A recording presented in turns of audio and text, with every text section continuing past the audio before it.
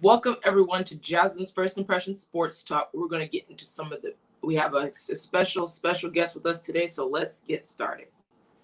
Welcome to Jasmine Pollock's First Impression Sports Talk, the fastest growing sports talk show in the country. And now, here's your host, Jasmine Pollock. Welcome back, everyone, to Jasmine's First Impression Sports Talk. And today we have an amazing guest. His name is Jim Hoy. Jim, welcome. Thank you for joining me today. How are you doing today? You know what? I'm doing well today. And Jasmine, you can call me Coach. My kids call me Coach. Okay. Yeah, yes, that's fine. Thank you so much for having me on. Of course, anytime. So, Coach, let's get started. About your program, 412 Boxing. How did it start, and what inspired you to create it? You know what, Jasmine? I coached basketball for years, and actually, early in my career, I coached with your producer, Leon Thomas, who was an outstanding coach himself. But I coached basketball for years, and then I retired recently, and then I thought, okay, so what I'm gonna play golf and watch Fox News the rest of my life? I don't think so. Boxing was always my first passion. And there was a gym in Pittsburgh, and the guy who was running that gym, he was an older retired police officer. He was in poor health, and he came to me and asked me if I would coach there. And I said, I really don't know that much about it. And he said, yeah, but you know coaching and you know kids, and that's 90% of it. And I started out with one kid, and now we have about 31 kids, and we just won 2 national championships. So. I'm glad he had some confidence in me and my ability to work with kids and to teach, and it's been a really good experience for me so far, and certainly for the kids.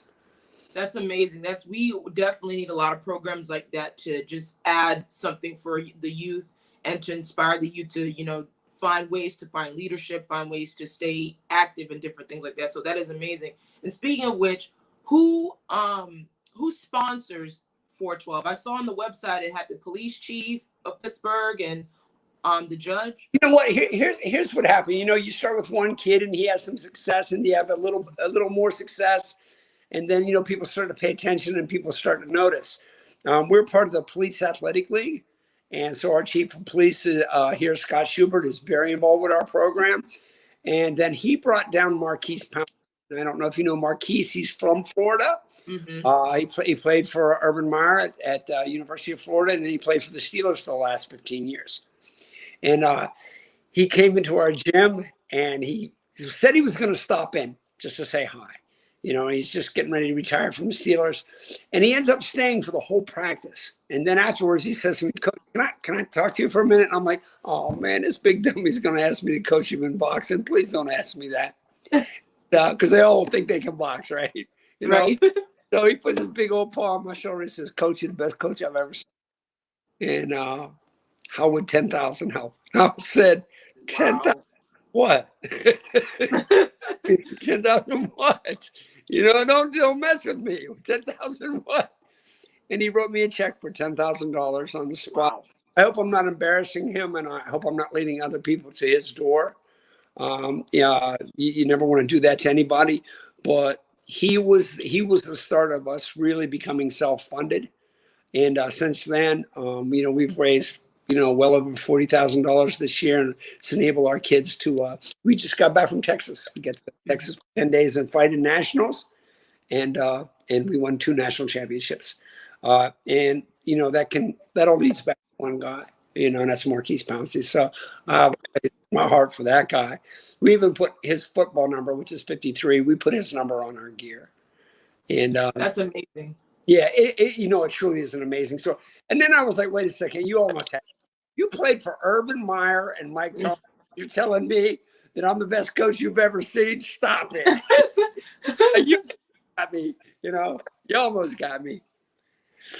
Yeah, for me, I actually know Marquise because I'm a huge Gators fan. So I was like, when you said that, I was like, Marquise Pouncey.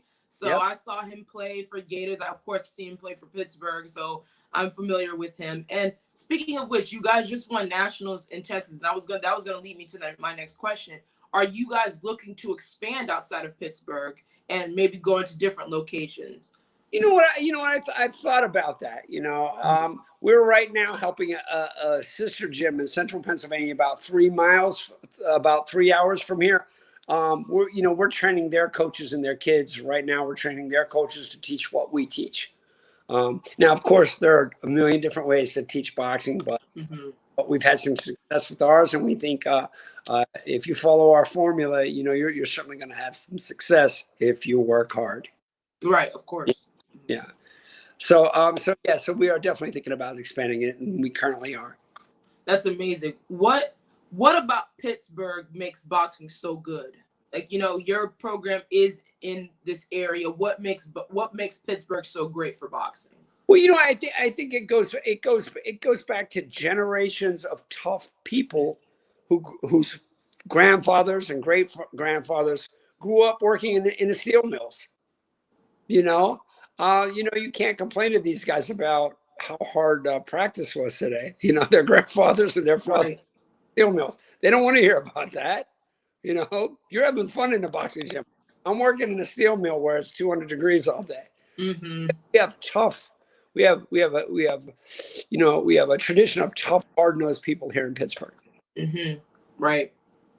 And that even goes with the football team, with Steelers being such a huge franchise, one of the biggest franchises in history in the NFL. So it's a very big, tough city. It is.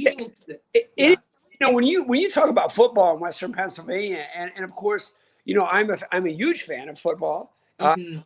Listen, I can open my door here to the public address announcement from the stadium. That's how close I live to. Wow. Field. I live on North Side.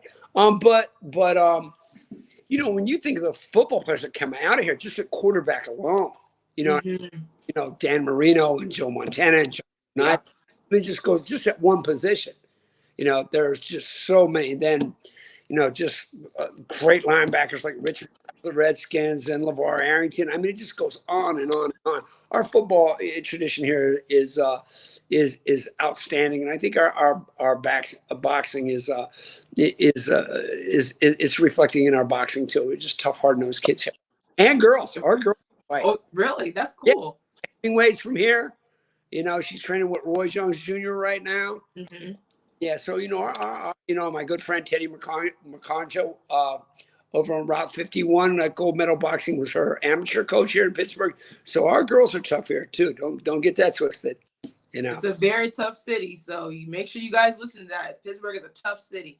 But leading into that, when you talked about the youth and how you're building this youth and helping kids and stuff, how do you recruit these young kids to go into boxing? How did you recruit them? You know what? Believe it or not, Instagram is a big part of that. Oh yeah. They say now, hey, if it isn't on Instagram, it didn't happen, right? Right. So that's a big part of it. But another part of it is we go from neighborhood to neighborhood and practice outside. Mm-hmm. We'll go downtown in Market Square and we'll practice outside. We'll go over to North Side and practice outside. We'll go to Mount Washington, practice outside, and people see it. And usually 99% of the time it's mothers and grandmothers who stop and pull over, and they immediately say how handsome I am. I'm used to that, and then they ask how their kid can get involved, and that's how we recruit. And like I said, we started at 1, and now we have 31 kids. That's amazing. It's going to continue to keep growing, I'm sure. And speaking, you've named some big name people like Marquise Pouncey, Roy Jones Jr., who was a legend in boxing himself. What other big name people have been in this organization and possibly who have trained the youth, and the youths can see these people like right in front of them? What other big name people were there? You know what, Jasmine, you may not, this is funny, but our kids, we trained with Roy Jones every Saturday leading up to the Tyson fight. Really? Yeah, he trains here in Pittsburgh at a small town called Ambridge, which is about, Leon knows where that is. That's about 15 minutes from where we are. Mm-hmm. So we would go down there every Saturday, and it was kind of funny at first. At first the kids are a little starstruck, but then after a while they just walk in and pound and hey, what's up? And like, hey, what's up, Silky? What's up, Beanie? So he got to know all of our kids, and it just became commonplace for our kids to be around someone who has such a great character and presence. And and I don't know if our kids learned any boxing from Roy Jones Jr., but they learned presence, and that's a big part of it. Of course. And our kids really picked up on that from him, how he carries himself, how he conducts himself, how he has time for everyone, and he was just a great guy and a great role model for our kids. And him and his coach, Tommy Yankello, could not have been more generous, allowing Mike to come there every Saturday. That's sweet of him. You and the youth, did you guys watch the fight between him and Tyson? Can I tell you something crazy? Yeah.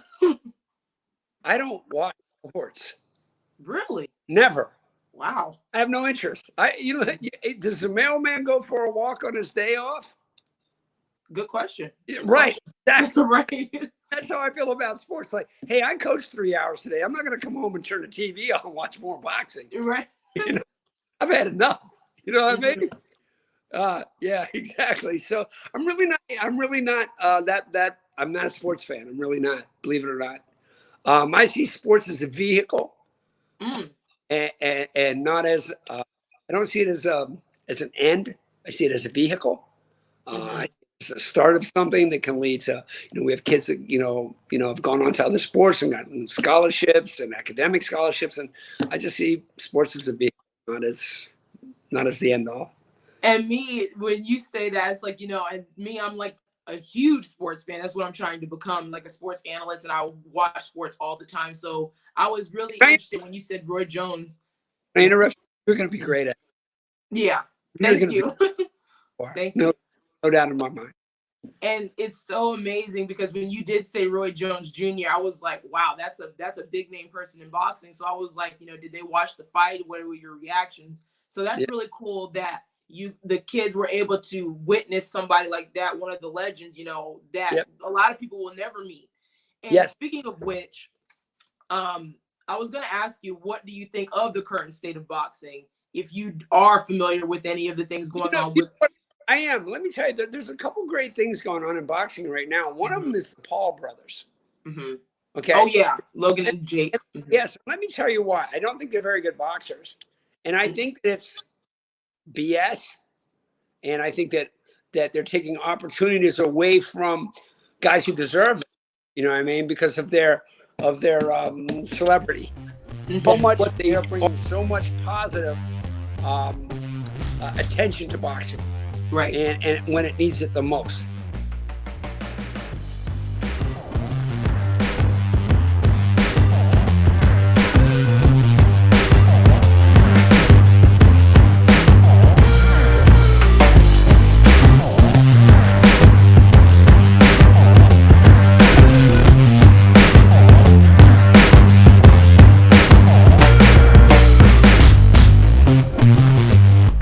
Water. It's everywhere. We drink it, we bathe with it, we cook with it. Coffee's made with water. Toilets won't flush without it. It's used for washing clothes, dishes, utensils, pots, pans, floors, and our teeth. Plants and crops need water, animals drink it, and fish need it too. And don't forget, we can have a lot of fun in the water. Water. What will we do without it?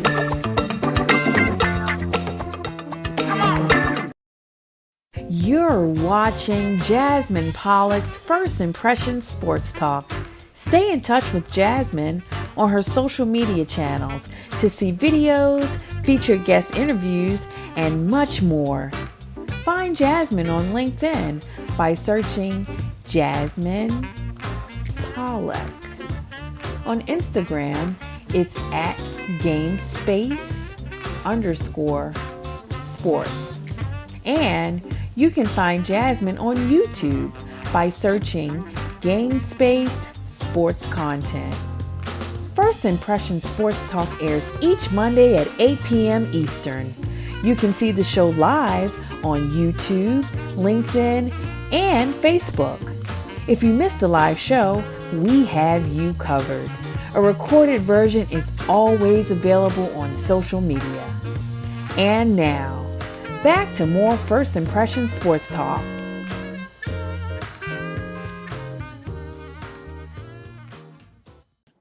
So I was asking, we were having before the break, we were having a great conversation about the state of boxing. You were talking about the Paul brothers, and you were saying you don't think they're great boxers, but just the showbiz of it is becoming more of a bigger platform for them. So you can continue with that. Yeah, you know what? They're great for the sport because they're bringing attention to the sport and it's bringing kids to the gym. Yeah. Yeah, I'll bet you in the last year, I've had 3 or 4 kids, at least 3 or 4 kids who have come in the door. And the reason they're there is because they know who the Paul brothers are and they've started watching YouTube boxing videos. So that's the plus side. And they're bringing a lot of attention to the sport when MMA has kind of pushed boxing to the side. There was a time in America when every man, woman, and child knew who the heavyweight champion of the world is. And that's not the case. That is no case.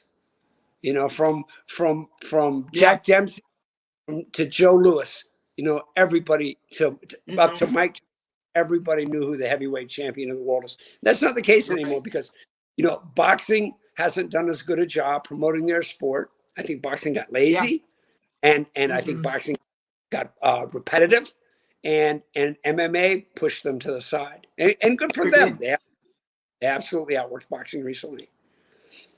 Yeah, I agree with that. I'm glad you brought that up of how boxing hasn't promoted well. And when you add YouTubers, big star YouTubers like the Paul brothers, and you add them to that sport, and we know a lot of kids watch them.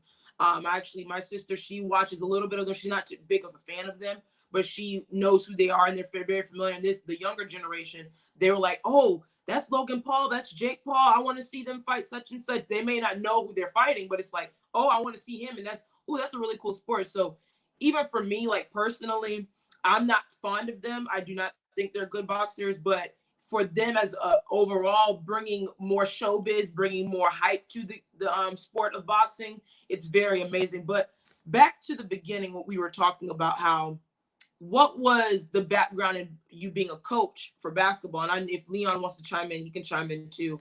What was that experience like, and how was that at the time for you when you were coaching for basketball? I played basketball, high school, college. I love the sport. I was a foster child. I grew up in a family with 13 brothers and sisters, with a lot of problems.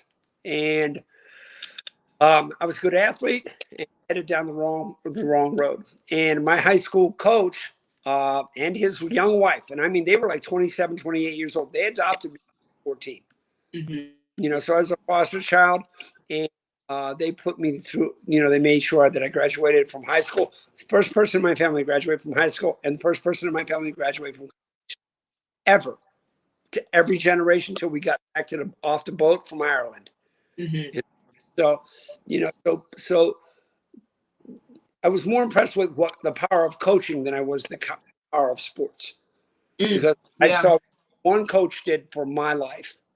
And so, I've lived my life feeling like that I owe, what I mean? And it's a sweet debt to pay. Not like that student loan I'm still trying to pay off. But it's a debt that I enjoy paying back. And that's why I coach and got into coaching. And I happen to get good at it from working hard. I don't know anything that any other coach does. I don't know any special techniques or whatever, but I do know the answer is in the gym, and you got to put the time.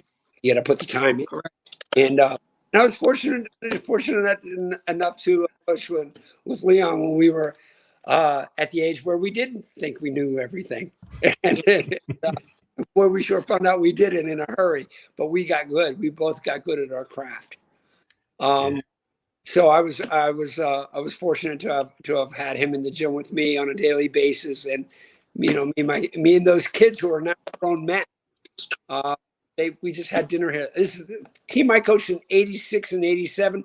We had dinner here at my house last year, all of them. And first thing they want to talk about is Leon. So we had a good run, and it was a great experience. It was an enjoyable time, but Jim, I have to just give you're almost too humble at what you've done for so many kids. I've seen it firsthand. First, Jasmine, he talked about the importance of being in the gym. Right. If one of the players said, "I can't make it until midnight," Coach Hoy's answer was, "Okay, I'll see you at midnight. You got to get in the gym." Mm-hmm. Right. I can be there at 6 a.m, Coach. All right, I'll see you then. 6 o'clock it is. It was never no. And there were some players that other coaches in other sports or even at other schools would look at and say, he's never going to make it. Not going to happen. Jim would say, oh no, he's going to make it because we're going to make him work until he does make it. And that work ethic, right? Coach, I want to talk about something that you mentioned in an article that I saw. A reporter asked you about dreams. Dreams are for... Go ahead. Take it. Go ahead. Yeah. Dreams are for suckers. Monkeys aren't allowed to dream.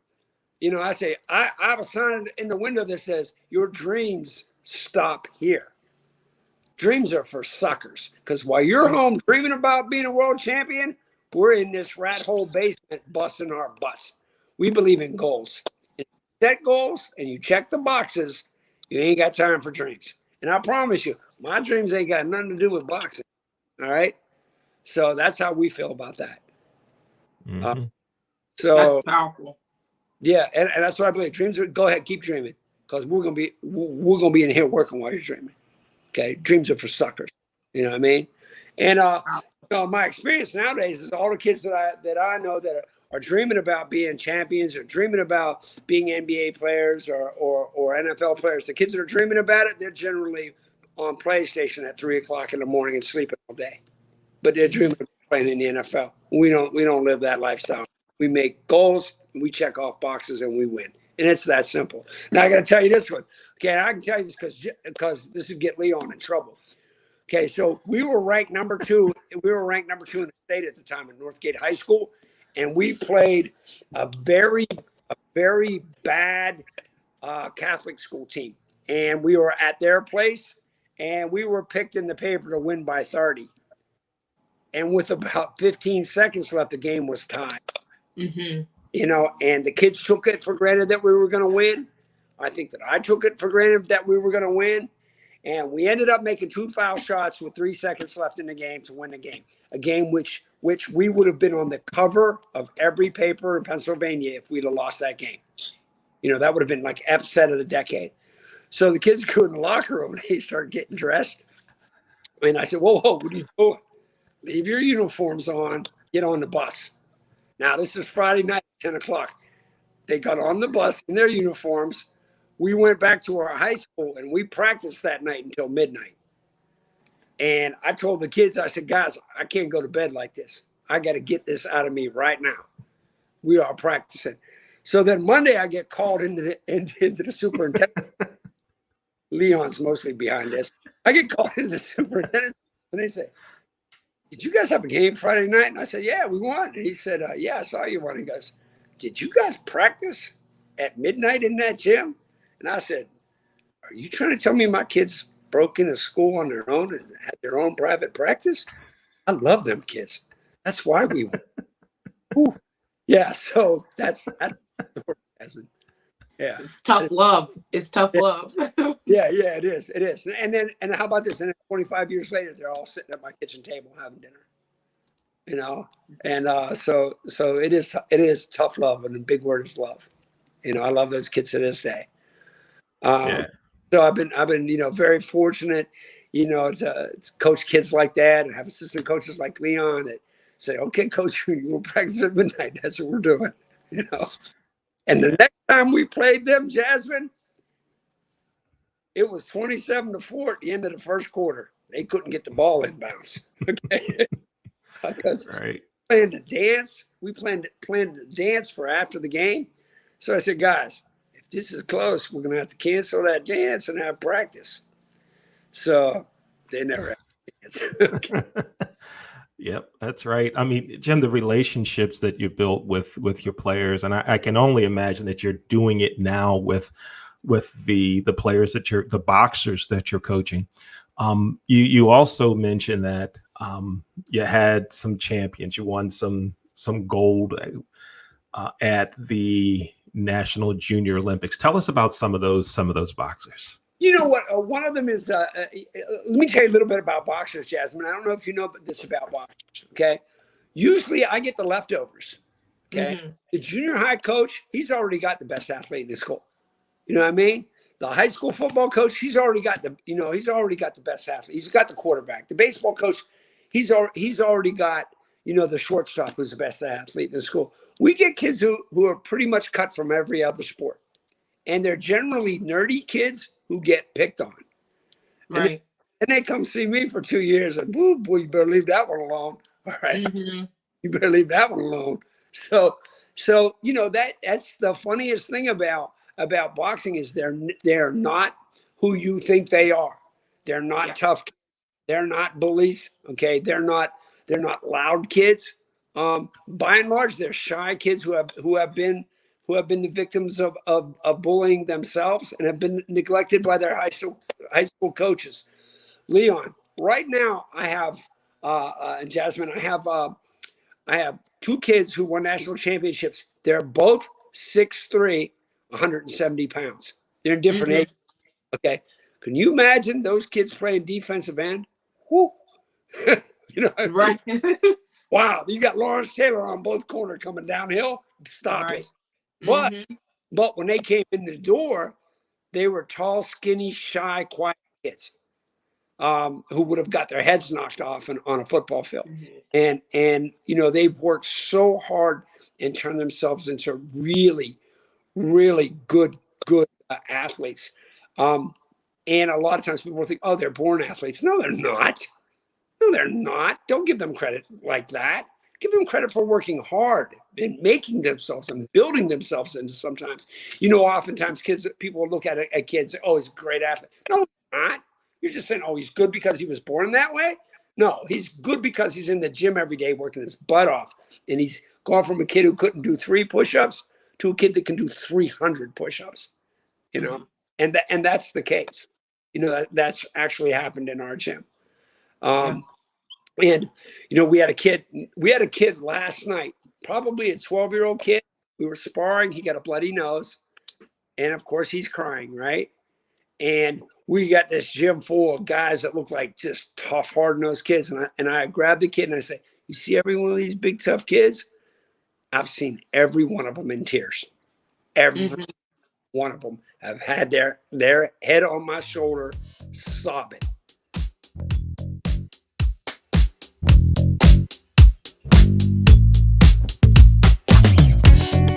If there was a Jim Hoy, 2 Jim Hoys in every city, what a different place the world would be. Kids would have more opportunities. Kids would have more confidence. Good or bad? That would be good. That would be good. Go ahead, Jasmine. I'll back out again. Yes. So Trader, Coach, by the way. Yeah. Yeah. So, Coach, I wanted to ask you. You mentioned before some of your kids won the nationals. If you don't mind, what were some of their names, or how did that? Yeah. We won the elite male, which is 18 and over. His name is Sonny Taylor, and he is 19 years old, and he goes to school. He is a college student. He has a full-time job, and he boxes at night with me. Amazing. Yep. And then the other kid, his name is Michael James, and we call him Spoonie. And he is he's funny to see because he looks very much like LeVar at that age, Leon. Oh, really? Yeah. Like he looks like a grown man, And then when he opens his mouth, he's like, "Hi, how are you?" You're like, "Wait, he's 14." You know, Oh, wow, that's cool. he's a child. But he's as sweet as he is big. He's a big heart. He's a golden kid. Children gravitate to him. We do a lot about coaches clinics and clinics for other gyms, and the little guys just love him because he's just a big kid himself. You know, that can really fight. That will knock your head off. Right. You know? Yeah, but he's so, you know, and we have this thing in our gym, you know, where we're so lucky because we have two kids the same size that can go at each other, you know, every day, and make each other better, you know, and that's exactly what they do. They're so fortunate to have, you know, usually when there's one good boxer coming out of a gym, it's because there's two. Yeah. And we found that that's the reason those kids' success is relying on each other for good competition on a daily basis. One thing I do want to say about, we do boxing, we spar a lot. We spar with one hand only, okay, with hand, because we don't think anybody needs to be taking a big right hand on a Wednesday night. For what? You know what I mean? So, you know, if you believe that everything comes off the jab, then that 90 to 95% of our sparring is one hand only. You know, my real concern and my real obligation to them isn't winning, it's the long-term health. Yeah. We have a couple of the older guys at the gym that, you know, they're in their mid to late 50s, and, you know, coordination's bad, and they can't put a whole sentence together. And that's because, you know, science has improved, our awareness is improved, and no one looked out for those guys. And those guys generously, in spite of their limitations, generously help me out. And I'm, you know, and I'm committed to making sure that my kids never take unnecessary abuse in the gym, ever. And so we're always, you know, the first rule is safety first. The second rule is shut up. Okay, so we have two rules in the gym, all right, and we follow them both pretty much every day. And those are some precise rules. But that wraps up today's show, Coach. Thank you so much for joining me today. That was an amazing conversation. Wow. Hey, amazing. I'm going to start watching sports now because of you, because I know you're going to be successful. Thank you so much. And I want to thank Leon for the production. Thank you, Kelly Johnson, for the announcing. Thank you, the audience, for tuning in, for your support. And we will see you here on Jasmine's First Impression Sports Talk next week to talk about some of the hottest topics in sports. See you next week. Bye-bye.